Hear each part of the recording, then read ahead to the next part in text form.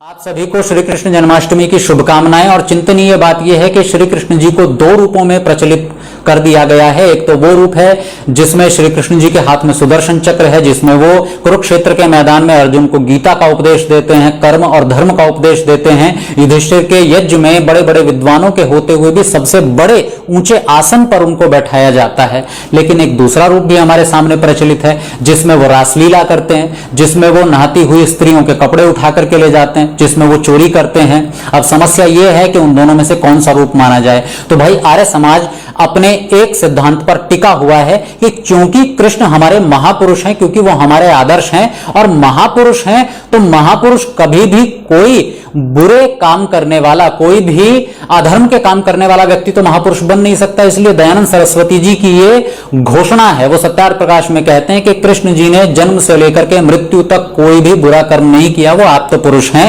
और आज के दिन आर्य समाज की संस्थाओं और विद्वानों के द्वारा जो भी संदेश प्रेषित किए जाएंगे जन्माष्टमी पर, उनमें एक चीज आपको जरूर मिलेगी कि श्री कृष्ण जी के बिगाड़े हुए स्वरूप को, रासलीला वाले स्वरूप को छोड़ करके हम उनके उज्जवल चरित्र, जो कि उनका वास्तविक है, जिसमें वो नीतिमत्ता, जिसमें वो धर्म और कर्म की बातें करते हैं, उस आदर्श को हमें अपनाना चाहिए। मैं पौराणिकों से या भागवत के कथा वांचने वालों से यहां पर एक प्रेम से प्रश्न पूछता हूं। प्रेम से इसलिए, आप कहेंगे कि आर्य समाजी तो जबरदस्ती भागवत वालों के पीछे पड़े रहते हैं। नहीं भैया, आज प्रेम से बात कर रहे हैं। मैं आपसे एक सवाल पूछता हूं कि क्या आज के दिन कृष्ण जन्माष्टमी पर आप अपने बच्चों या अपने भक्तों को यह उपदेश देंगे कि तुम रासलीला करो? क्या हम में या आप में इतना सामर्थ्य है कि आप ये कह सके कि तुम चोरी किया करो? क्या आप ये उपदेश देंगे कि तुम नहाती हुई स्त्रियों के कपड़े उठा लाया करो? क्या आज आप ये उपदेश दोगे अपने भक्तों को या अपने बच्चों को कि तुम 16,000 महिलाओं के साथ शादी करना? मेरे ख्याल से आप ये उपदेश अपने बच्चों को या अपने भक्तों को नहीं देंगे। और अगर आप ये उपदेश नहीं देंगे और नहीं दे सकते, इसका एक सीधा सा मतलब है कि भागवत वाला जो कृष्ण का स्वरूप है वो दुकानदारी के लिए, वो पैसे कमाने के लिए, वो मनोरंजन के लिए तो गढ़ा हुआ हो सकता है, आप उसको मान सकते हैं, लेकिन व्यावहारिक रूप में, आदर्श के रूप में आप भी वही आर्य समाज के अनुयायी होकर के कृष्ण का वही कुरुक्षेत्र वाला रूप अपनाते हैं, वही उसका प्रचार करते हैं, उसका उपदेश भी आज आप सबको देंगे। तो जिस चीज को हम दूसरों को नहीं बता सकते, उससे हम अपनी दुकानदारी क्यों चलाएं? क्या हम में इतनी ताकत नहीं है कि हम सच को स्वीकार कर सकें? क्या हम में इतनी ताकत नहीं है कि हम अपने अतीत को देखें, जिस अतीत में इसी महापुरुषों की छवि बिगाड़ करके, उनके नाम पर कपोल कल्पनाएं गढ़ करके हमने भारत को पराधीन बनाया? क्या हमें वो घटनाएं याद नहीं है जब सोमनाथ मंदिर पर आक्रमण हुआ और हम केवल इस बाट में जो बाट जोते रहे कि कोई भगवान अवतरित होगा और वो हमारी रक्षा करेगा? हमने भगवान का स्वरूप बिगाड़ दिया, हमने अपने महापुरुषों का स्वरूप बिगाड़ दिया।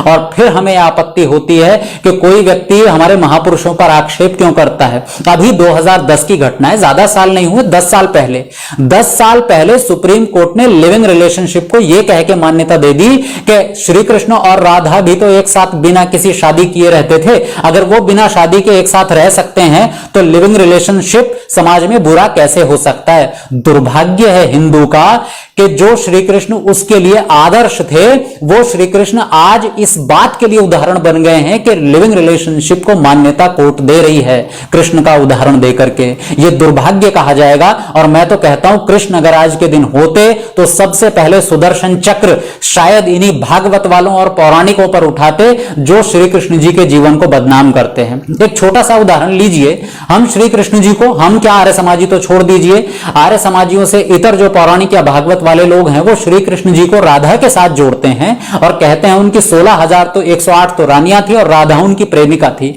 लेकिन क्या इस राधा का जिक्र, क्या इस राधा का कहीं भी चर्चा पूरे महाभारत में आई है? नहीं आई है। हाँ, एक जगह आई है, कर्ण की मां के रूप में। कर्ण की मां का नाम राधा है, इसलिए कर्ण को राधे कहा जाता है। इसके अतिरिक्त महाभारत में राधा की कोई चर्चा नहीं है। और तो और जिस भागवत पुराण में श्री कृष्ण जी की बाल लीलाओं को बड़े विस्तार से दिया गया है, एक एक चर्चा को बड़े डिटेल से, बड़ी ही विवरण से उस चर्चा को दिया गया, कहीं पर भी राधा का नाम नहीं है। तो फिर ये राधा कहां से आई? राधा का सबसे पहले जो इजाद किया गया, जो किरदार बनाया गया, वो बनाया गया ब्रह्म वैवर्त पुराण में।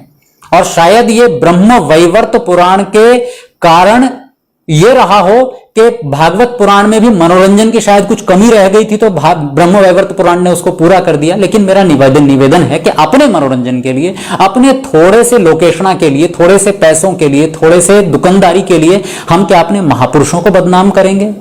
तो आज का दिन यह सोचने का है कि जो हम सोच रहे हैं कि भारत विश्व गुरु बने, जो हम सोच रहे हैं कि भारत के महापुरुष दुनिया में आदर्श के रूप में पूजे जाएं, वो पूरी दुनिया को प्रेरणा दें।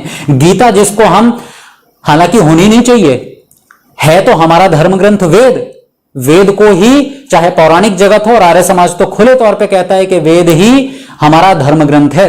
लेकिन कुछ लोग ये भी शोर मचाते हैं कि गीता धर्म ग्रंथ है। लेकिन अगर मान भी लिया जाए कि आप गीता को धर्म ग्रंथ घोषित कराना चाहते हैं, तो गीता जिन कृष्ण के द्वारा कही गई है, सबसे पहले उनके चरित्र को आपको ठीक ठीक समाज के सामने प्रस्तुत करना पड़ेगा। तो आज के दिन हम ये संकल्प लें कि हम श्री कृष्ण जी के जो उनका उज्जवल चरित्र है, जो उनका आदर्श चरित्र है, उसको दुनिया के सामने रखें। और उसके लिए आर्य समाज के एक बहुत ही दिग्गज विद्वान, बहुत ही दार्शनिक विद्वान पंडित चमुपति जी का लिखा हुआ श्री कृष्ण जी का जीवन चरित्र आप सब लोग पढ़ें और उसको पढ़ करके अन्यों को भी बताएं, और हमें खुद भी पता चलेगा कि श्री कृष्ण जी का चरित्र कितना उज्जवल था और वो हमारे लिए वास्तव में अनुकरणीय है। तब जाकर के तो आपके सपने पूरे हो जाएंगे। ऐसा नहीं होगा कि मन में सोचते रहो कि हम समाज में श्री कृष्ण और राम को स्थापित कर जाएं और उनके नाम पर करें रासलीलाएं ही, ऐसा बिल्कुल नहीं हो सकता। तो आज के दिन सोचने वाली बात यह है कि हम कैसे अपने महापुरुषों का सम्मान करें। सम्मान हम करेंगे तभी तो दूसरे करेंगे। हमारे बड़े हमसे कहा करते थे कि तुम खुद का सम्मान करो, दुनिया तब तुम्हारा सम्मान करेगी। तो पहले हम खुद कृष्ण का सम्मान करें, दुनिया तब श्री कृष्ण जी का सम्मान करेगी। बाकी श्री कृष्ण हमारे लिए हमेशा प्रेरणा स्रोत रहे हैं। उनकी नीति की बातें, उनकी गीता और कर्म की बातें, उनकी धर्म की बातें हमें हमेशा प्रेरणा देती रहेंगी। इसी के साथ आपको इस कृष्ण जन्माष्टमी पर बहुत बहुत शुभकामनाएं। धन्यवाद। जागते रहो,